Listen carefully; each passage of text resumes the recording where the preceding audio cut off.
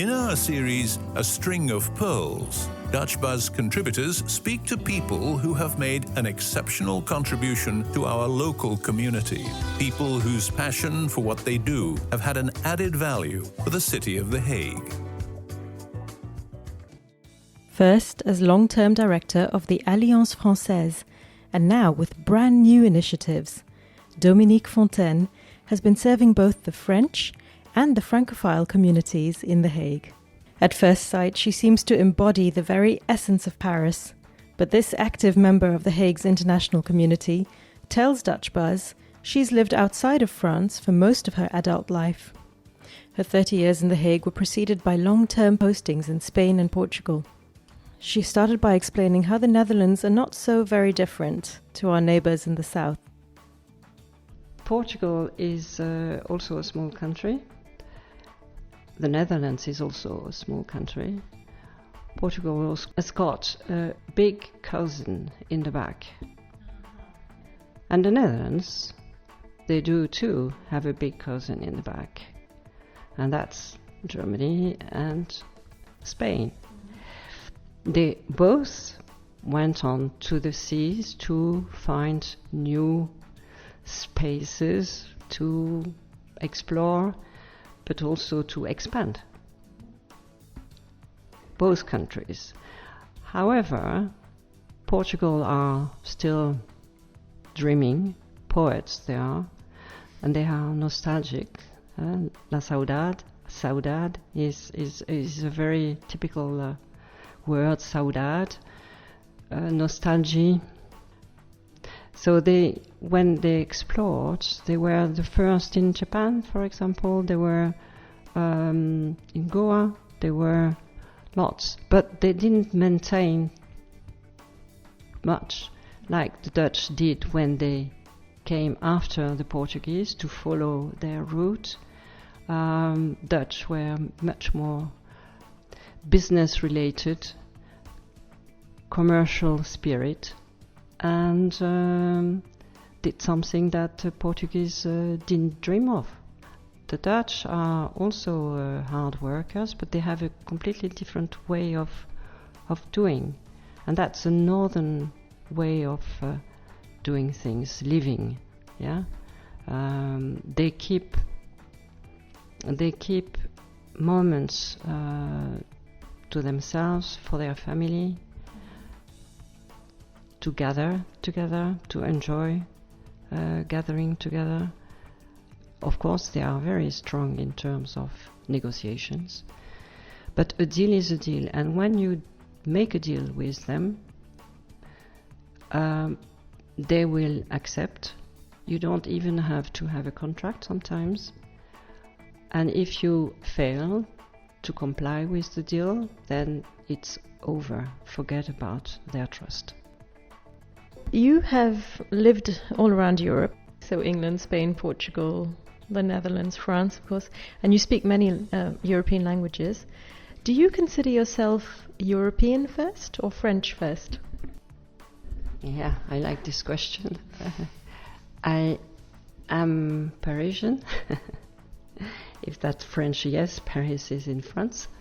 But I am Parisian first. But I am European, yes.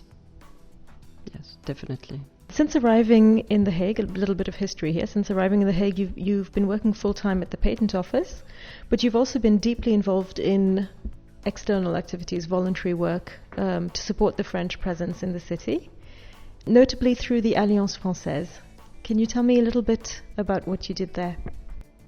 When you live abroad, me personally, I need to still have a contact with my country, and I always did that. Not in Spain, but in Portugal a lot, as well with Alliance Française. So here in the Netherlands, I was elected. Not that I wanted, but I was elected president of the Alliance Française in The Hague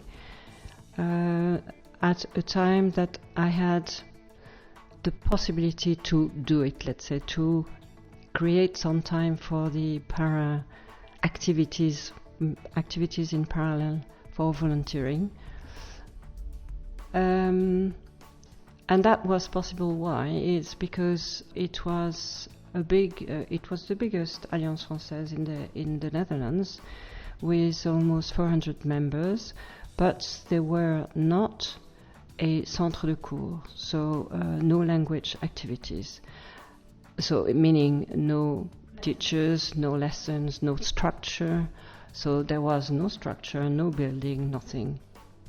And this was possible because activities of an association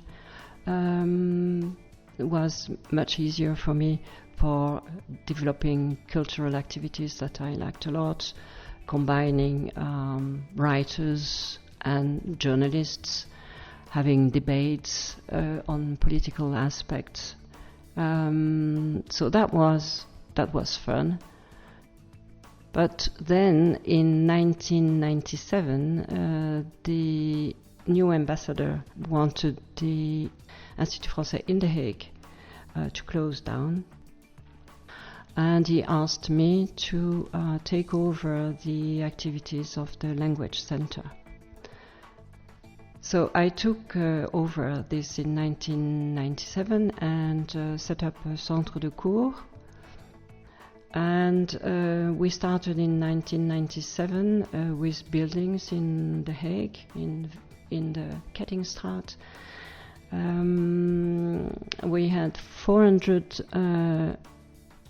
students then, and when I left the keys to the Dutch president that followed me, we had 1,250 students. So it was a success, I must say, together with activities, cultural activities, and development of the Delft and Delft. It was really a good thing to have. Just as a footnote, the DELF and the DELF are the diplomas for people taking French as a foreign language. And the DELF is for the entry to universities in France. And these diplomas were only done by Institut Français. So when I took over, I decided to have this DELF and DELF, which was also a bit of a fight with the embassy and the cultural conseiller. So now you're not at the Alliance Française anymore, but you have been behind the creation of a number of initiatives that bring visibility to the Francophone community in The Hague. Now, at present, that I have stopped my professional life, I am dedicating a bit of my time to volunteering. Volunteering this time for an association, a French association, dealing with ZZP, which is auto-entrepreneur in the Netherlands, freelancers and small enterprises that are set up in the Netherlands, registered at the Chamber of Commerce, and that we try to give them more visibility. We have created an annuaire, which is called Annuaire Agir FE, and you can register. The first year that was the pandemic, so that was for free. We had 150 announcers, and this year the second publication will be, so it's September, will be with a small contribution of 30 euros, just to make sure that the companies, the small enterprises that can continue to be visible, and we try to extend this. We have now 160, and our objective is to have in September 200. And the advantage of being in this register of yours, in this annuaire, is that people can easily find French-speaking companies in the Netherlands. It's to give them visibility, but also to invite them to present their activities, and we organized debates between several of them to combine with their experiences and their professional way of doing things in the Netherlands, yes. The other initiative is that I am also a co-founder of a foundation, a Dutch foundation, but which is a think tank, and which has the objective to address the French community or the Francophile, to reflect on the life, the time that we are living, the times that are difficult. We had a 5G debate with an engineer dealing with that. We had also la francophonie, which is of course one of the pillars. We had something to do with homeworking and a specialist for the back and all the ergonomy. We are trying, let's say, every month and a half to have discussions about different topics. In a way, it echoes some of the activities you were doing while you were at the Alliance Française as well, organizing debates, organizing discussions in French. Yes, indeed. However, it has now a notion of more reflection, because in the times we live, we need to reflect a bit more and to take more time to think about what all that means. Why do we want to rush to do things, and maybe we could do that differently. So it's more mature in a way. Well, what kind of issues do French residents of The Hague face? There are different layers of in the French community. There are the new arrivals, so to speak, that will not stay long in the Netherlands. So they have a need to know everything immediately. Where I can find this, where I can find that, a good butcher who knows how to cut the meat the way you were used to for years, you know. What is the difference between the medicine in the Netherlands and in France? To learn the main differences between the two countries, because the two countries are very different. There are several groups actually. There is a rich network of French groups selling on the internet, helping mothers that are working, also taking care of the kids at weekends, but doing interesting activities outside. Also trying to help in terms of medicine, what you can do, where to find a doctor that will speak French to you and explain to you the differences. Yet there is a lot. You support not just French people, but also the French-speaking community. Can you tell me how their problems differ from those of French nationals? And can you provide support for them too? So the Francophile we talk about, they are all, it can be from different environments, different nationalities. We help for AGRFE, for example, we help Dutch, speaking fluently French, and selling French products, let's say, and they are willing to appear in the annuaire, etc. But to help the other communities, they don't have that difficulties really. They don't have difficulties in integrating. You find that more in a French community where they are not risking to learn a new language because they don't want to make mistakes. And doing that year after year, they haven't learned a word of Dutch. What about, for example, French speakers from Africa?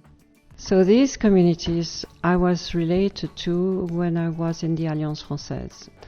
But in the new environment now with the think tank and AGRFE, we don't have these communities actually, because they are more integrated, it looks like to me, they are more integrated in the Dutch communities. And the international communities of these countries coming for a short time, they are more integrated into international communities, English speakers. Now, there are elections coming up for French people living abroad. France is the only country that offers its citizens living abroad the chance to be represented at actually all levels of politics, including having a representative in the French Parliament. But there's also a group of volunteers standing for election as conseillers des Français à l'étranger, so consular advisors for French people living abroad.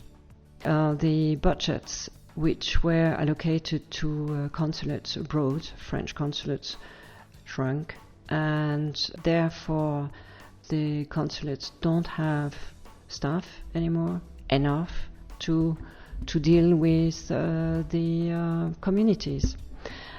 The French have got a very good and a clear mandate what they want to do with their communities abroad. They want them to relate to their country, so to be able to vote for the president and to be able to be part of their community. These conseillers des Français de l'étranger is to help the consulate, bridging between the consulate and the authorities. Can you give me some concrete examples of what these conseillers do? They help the consulate to decide upon the dossiers for bourse for families that are not able to pay for the children's education, which means in the Netherlands 40 families are concerned by this. It's a lot of work because the group meets twice or three times a year to decide upon the results of the children who've got this bourse and to also continue or to give this money to other families. So that's a main project, let's say. Another project is to ensure that the francophonie is alive in terms of cultural activities, but also together with the Dutch, because the Dutch also like the French culture. And other activities are indeed to help as far as possible with the Société de Bienfaisance, SFB. That is a foundation that helps Erasmus students, French, that are a bit lost sometimes. We don't see that, but they are a bit lost. With the pandemic, they were completely lost. And the SFB, together with the conseillers, helped them to settle down. Now, there are different groupings of the conseillers. They're grouped into lists under which the candidates are arranged according to their political leanings. Why is it necessary to have a political bias in this role? Actually, only one has got a role, but the four other lists have not. They are independent. They might be inclined to have ideas, political ideas, who hasn't, but they are independent lists. And indeed, as you rightly stated, these conseillers are not politically attached, shouldn't be attached to a party because they are helping the community.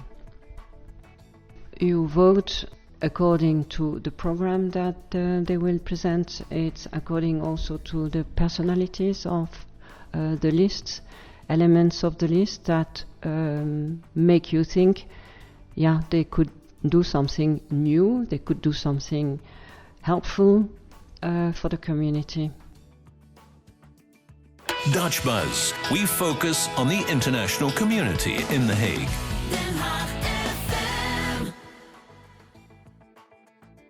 Dominique Fontaine, I asked you in the first part of the interview if you feel more French or more European. And you told me you were Parisian. And now I'm going to try and find out, in this part of the interview, I would like our listeners to get to know you a little better as a person. So I asked you to bring some objects from home. It's a photograph of me at my first wedding. I was 26. When I was entering the adult world, that was very mysterious still, and I was full of energy and curiosity, and I think it was the photograph gives a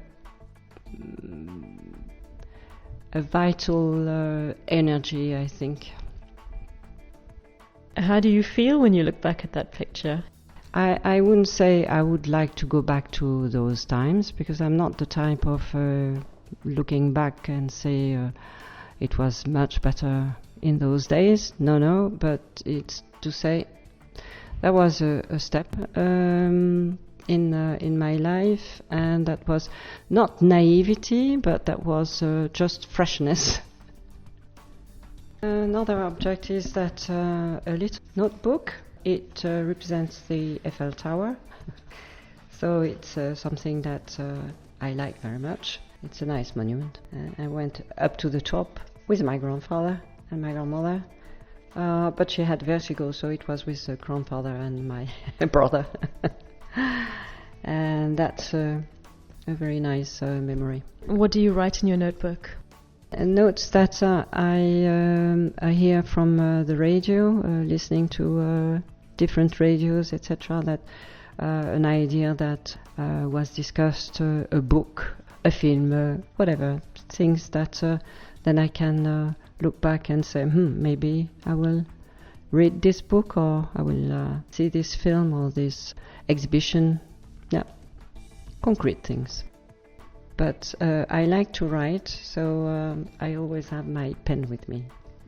Well, I can see some juggling balls on the table. Yeah, juggling balls. I like to juggle quite a lot. I used to juggle with 3 balls because I broke my arm recently. I can't do that anymore. So I still have my 2 balls that are with me by my laptop all the time, but I can juggle with 2 balls, yes. And my juggling started when I was a little girl with my grandfather. Can you show me? I can show you.